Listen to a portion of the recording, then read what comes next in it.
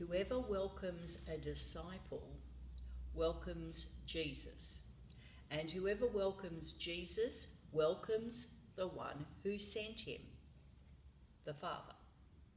In these last verses of chapter 10 of Matthew's Gospel, we come to the end of Jesus' mission discourse. Jesus is speaking in the context of an ancient rabbinic principle that a person who represents another is just like that very person and should be treated just like that person. The importance of welcome in the church should never be underestimated. Most church congregations believe that they are welcoming. But is the door really open? Or do we just think that we're welcoming? When we offer a welcome at the door of our churches, reminding ourselves that this person is important to us, is as important to us as Jesus, this is what helps us to be truly welcoming. The hospitality industry can teach us something about first impressions and a good welcome. First impressions do matter. If the door opens easily, well, we feel good. If it's opened for us, we feel special. The person who greets us does so with a smile and a positive comment. Good morning, lovely to see you, and so on. And if they use our name, that can make us feel even more valued and more welcomed. And there are some tricks of the trade, but for us, being natural, warm and friendly are key to a good welcome. Ultimately, we are welcoming the one who sent this person to us. We're welcoming Jesus and the one who sent him, that is our Father in heaven. Just now, when our relationships are strained and constrained by hygiene and personal distancing, hey, we can't even shake hands with one another, our welcome to a church is even more important.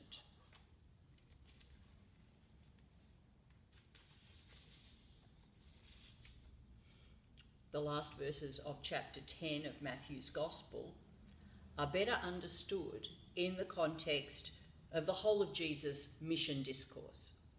Chapter 10 opens with Jesus gathering the 12 and then equipping them and sending them out for the work of mission.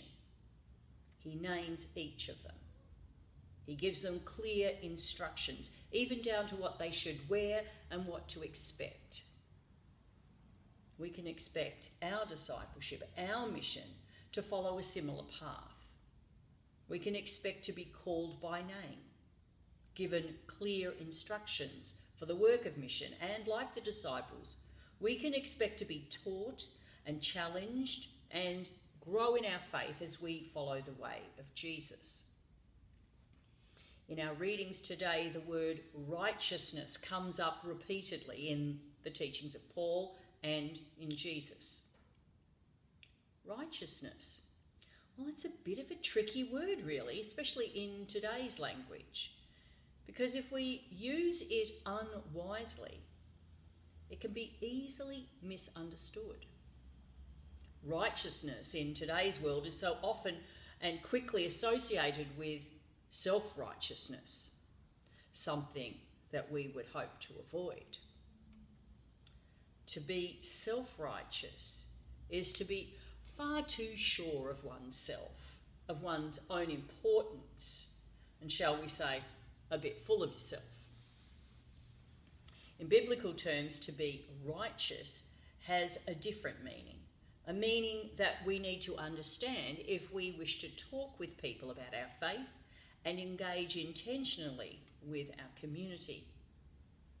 Our intention, as we are sent out to spread the good news of Jesus Christ. Perhaps like me, you have noticed how quickly people reject Christianity and church-going.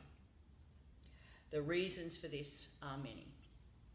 Some people believe the church is in the business of telling them that they're wrong, or that we're somehow going to judge them.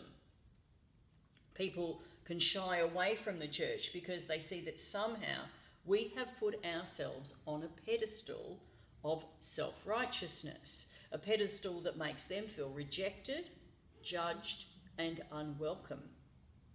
These images of the church are just some of the obstacles we face when seeking to engage with our community and share the good news of Jesus Christ. Getting righteousness sorted out is actually quite important. Biblical righteousness has two parts to it. It's about becoming a righteous person, we might say a good person, and biblical righteousness includes a judicial dimension. St. Paul spends quite a bit of time on this, speaking about personal righteousness in chapter 6.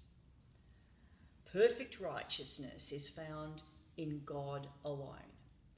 A genuinely righteous person is someone who seeks to do right. We might prefer to say that they seek to be fair, just, honest, even-handed, unbiased, truthful, and above all, truly loving. We can really only consider ourselves righteous because we are made in God's image. The divine spark is already active within us, urging us forward toward righteousness. But it is God, only God, through Jesus, who actually makes us righteous. We can never make ourselves righteous. Now, this is a very important distinction to make because it is our defence against self-righteousness, something that we want to avoid at all costs. We cannot collect for ourselves some enormous checklist of ticks that eventually add up to our own personal righteousness. That sort of endeavour, St. Paul says, leads to sin. And sin, well, that leads us away from God, the source of true righteousness. The law, as Paul saw it, was a kind of slavery.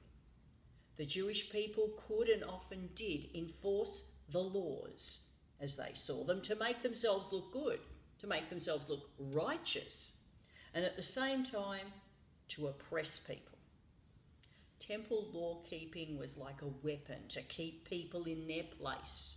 It was like a shining outer garment that made the people who administered the law look good while looking disdainfully upon others. They were like whitewashed tombs and like cups and plates that were clean on the outside but really grubby on the inside.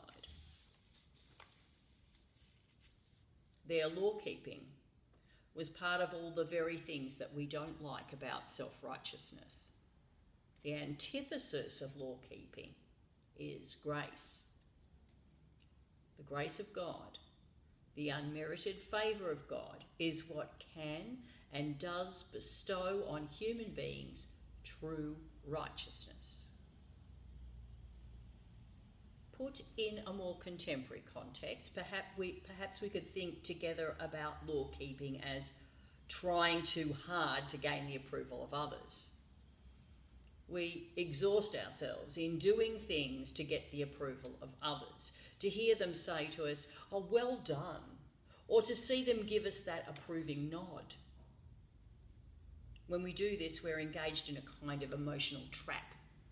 Every time we hope that our efforts will somehow make us look good in the eyes of another, or when we chase that next big thing so as we can climb the ladder of the looking good, we are in fact forging heavy links, the heavy links of a chain that weighs us down and oppresses us. We are in effect creating our own shackles of slavery. Our own efforts will never be enough to make us righteous. We will only be free from these shackles through faith in the saving power of Jesus. If we look to others for approval and affirmation, we will continue to forge our chains. But if we look to God and set our sights on God's approval, we will be free, because God gives his love freely. It's there for the asking. The old way of behaving, the old way of thinking it just has to die. It has to be dead and buried with Christ so that we can be raised with him to newness of life. When we embrace the new life, the freedom that comes from God's grace, we are no longer bound in sin and nature's night. Our chains fall off. Our hearts are free. We go forth and follow the way of Jesus. So let us pray. God of grace, we seek the righteousness that only you can give. Guard and guide us so that our righteousness is reflected in our lives with fairness, justice, honesty, love and acceptance. Help us to welcome all people as if they are your own son. God of grace, we thank you that through Jesus, the chains of sin have been broken and we can walk in true freedom. Amen.